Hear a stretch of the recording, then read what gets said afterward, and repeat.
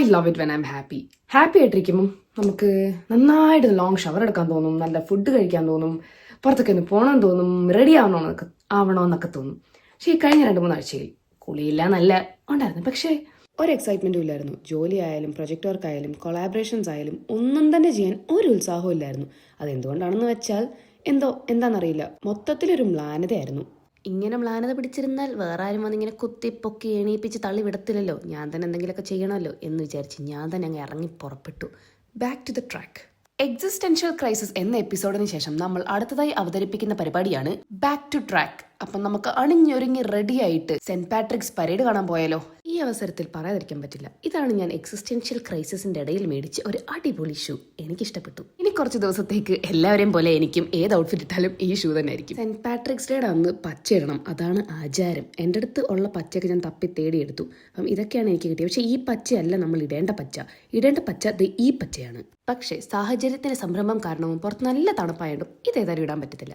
എന്നാൽ പിന്നെ ഈ പച്ചയിലങ്ങ് ഉറപ്പിക്കാമെന്ന് വിചാരിച്ച് എങ്ങനെയൊക്കെയും ഞാൻ കഷ്ടപ്പെട്ട് ഈ പച്ച എടുത്തിട്ടു. 1 മണിക്കാണ് പരേഡ് തുടങ്ങുന്നത്. 10 മണി ആയിട്ടേ ഉള്ളൂ. പതുക്കെ കാറി പോയാൽ മതിയല്ലോ, നല്ല സമയമുണ്ട്. അപ്പോൾ അതാ ഒരു വിളി വന്നു. ബസ് സർവീസ് ഇല്ലാന്നേ ഉള്ളൂ, പക്ഷേ ട്രെയിൻ സർവീസ് ഉണ്ട്. അതുകൊണ്ട് അടുത്ത ട്രെയിൻ ഞാൻ പിടിക്കണമെങ്കിൽ ഇനി ഒരു 10 മിനിറ്റിൽ ഞാൻ ഇറങ്ങിയിരിക്കണം.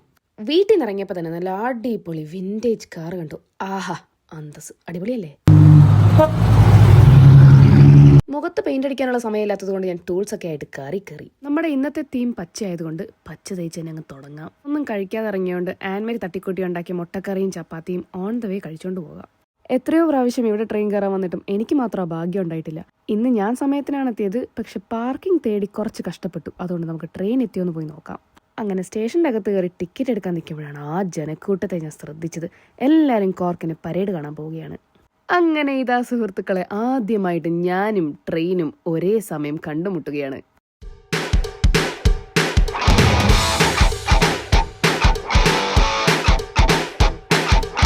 ആ പാട്ട് അവിടെ നിൽക്കട്ടെ. ഇദ്ദേഹം ആരാന്ന് ചോദിച്ചാൽ ഈ യാത്രയിൽ ഞാൻ പരിചയപ്പെട്ട എന്നെപ്പോലെ തന്നെ വാതോരാതെ സംസാരിക്കാൻ കഴിവുള്ളൊരു മഹപ്രതിഭയാണ്.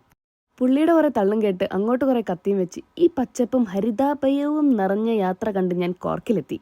അങ്ങനെ ട്രെയിനിൽ കയറിയതിൻ്റെ സന്തോഷത്തിൽ ദൃഢങ്ക പുളകിതയായി ഞാനങ്ങോട്ട് പുറത്തോട്ടിറങ്ങി. എവിടെ പരിപാടി അവതരിപ്പിച്ചാലും ഇതാണല്ലോ അവസ്ഥ. ടാപ്പ് ചെയ്യുന്നതിന് മുന്നേ തന്നെ ഗേറ്റ് ഓപ്പണായി. ആരും കണ്ടില്ല. ആ ചമ്മല് മാറ്റാൻ വേണ്ടി ഞാനത് നൈസായിട്ട് കവർ ചെയ്തു. ഈ തുള്ളിക്കളിക്കുന്ന കുഞ്ഞിപ്പുഴുവിനെ കാര്യമാക്കണ്ട, ഒരു എക്സൈറ്റ്മെന്റ് ആണ്. അതായത് ആദ്യമായിട്ടാണ് ഈ പരേഡ് കാണാൻ പോകുന്നത്. എന്തോ വലിയ സംഭവമാണെന്നൊക്കെയാണ് കേട്ടിട്ടുള്ളത്. അതായത് നമ്മുടെ നാട്ടിൽ ഓണം, പൊങ്കൽ അങ്ങനെയൊക്കെ നമുക്ക് ഒരു സ്പെഷ്യാലിറ്റി ഇല്ലേ, അതുപോലെ ഇവിടുത്തുകാരുടെ ഒരു സ്പെഷ്യാലിറ്റിയാണ് സെയിന്റ് പാട്രിക്സ് ഡേ എന്നാണ് പറയപ്പെടുന്നത്. 9th or 10th സെഞ്ചുറിയിലെ ഈ പറയുന്ന സെയിന്റ് അയർലാൻഡിലുള്ള സ്നേക്സിനെയൊക്കെ വെള്ളത്തിലോട്ട് അടിച്ചോടിച്ചു എന്നോ പറഞ്ഞു വിട്ടു എന്നൊക്കെയാണ് ഐതിഹ്യം പറയുന്നത്.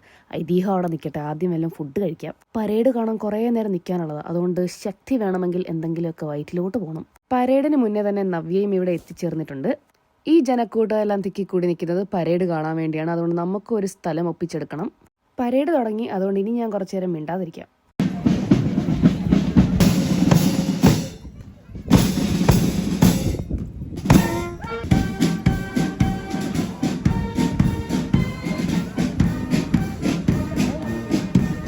വിശാല മനസ്സുള്ള നവ്യ ഇടയ്ക്കിടയ്ക്ക് എനിക്ക് ഫുഡ് തരുന്നുണ്ടായിരുന്നു.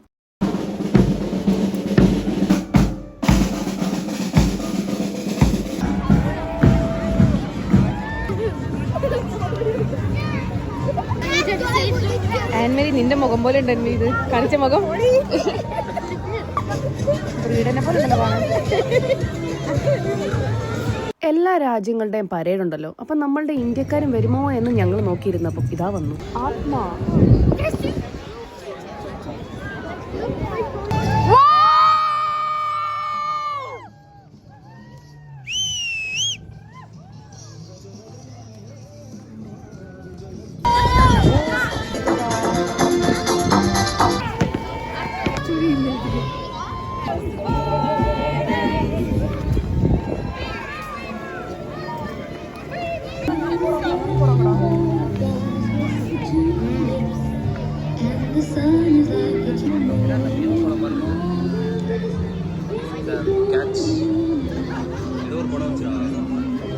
கார்பெண்டா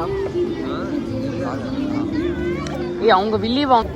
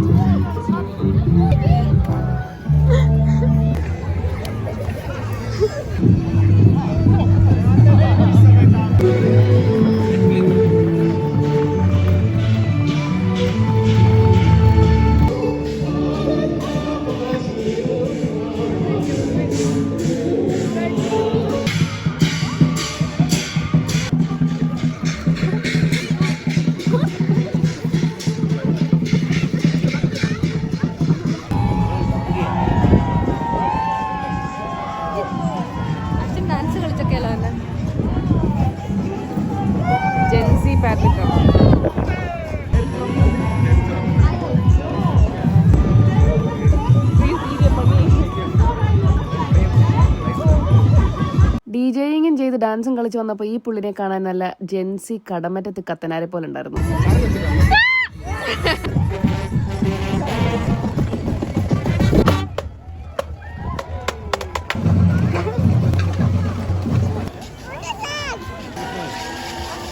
ആളാണോ വരുന്നത് ബാക്കില്?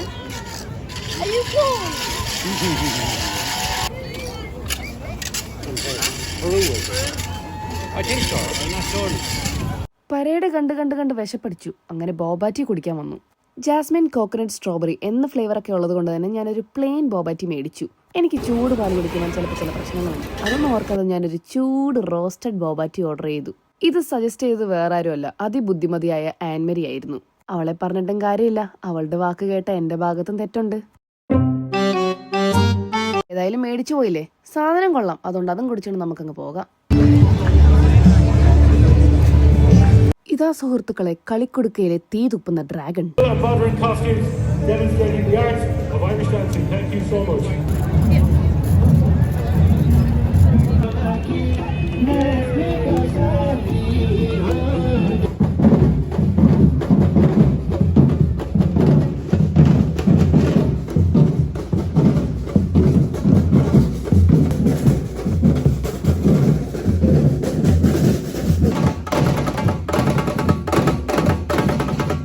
ലാസ്റ്റ് പെർഫോമൻസ് കഴിഞ്ഞതും അതിന്റെ കാര്യം ഞങ്ങൾ പറഞ്ഞുകൊണ്ടിരുന്നപ്പോൾ തന്നെ ഈ വണ്ടികളൊക്കെ വന്ന് ആ റെയിൽസ് ഒക്കെ പെട്ടെന്ന് എടുത്തോണ്ട് പോയി. 2 മിനിറ്റിന് ശേഷം അവിടെ ഇങ്ങനെ ഒരു പരിപാടി നടന്നു എന്ന് തന്നെ തോന്നിയില്ല.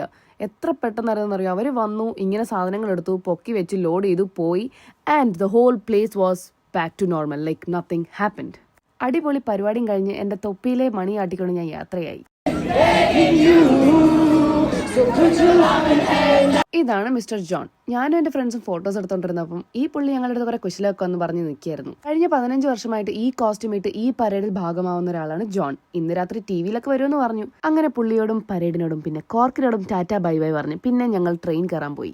ഇത് റിട്ടേൺ ടിക്കറ്റ് ആണ്. ഇതിപ്പോഴെങ്കിലും എനിക്ക് യൂസ് ചെയ്യാൻ പറ്റുമോന്ന് ഞാൻ നോക്കി. പക്ഷേ എവിടെ, ഞാൻ ആ ടിക്കറ്റ് കൊണ്ട് ഇൻസേർട്ട് ചെയ്തു. ഗേറ്റ് ആണെങ്കിൽ തുറന്നതുമില്ല. പിന്നെ ഞാൻ ചമ്മി. 2-3 പ്രാവശ്യം ഒന്നുകൂടെ ട്രൈ ചെയ്തപ്പം പിന്നെ ആ ഗേറ്റ് തുറന്നു വന്നു. വീട്ടിലെത്തി റൂം മൊത്തം അലമ്പായി കിടക്കാണ്. അതൊന്ന് റെഡിയാക്കണം. അലമ്പായത് വേറൊന്നും കൊണ്ടല്ല, കഴിഞ്ഞ 2-3 ആഴ്ചയായിട്ടുള്ള എക്സിസ്റ്റൻഷ്യൽ ക്രൈസിസിൽ റൂം വൃത്തിയാക്കാനൊന്നും തോന്നിയില്ലായിരുന്നു. പക്ഷെ ഇപ്പൊ എല്ലാം ഓക്കെ സെറ്റ് ആയതുകൊണ്ട് റൂമും വൃത്തിയാക്കി വീഡിയോ എടുത്തതാ പോസ്റ്റും ചെയ്യാൻ പോകുന്നു. അപ്പൊ എല്ലാം പറഞ്ഞ പോലെ ഇനി അടുത്ത വീഡിയോയിൽ കാണാം. Okay, by.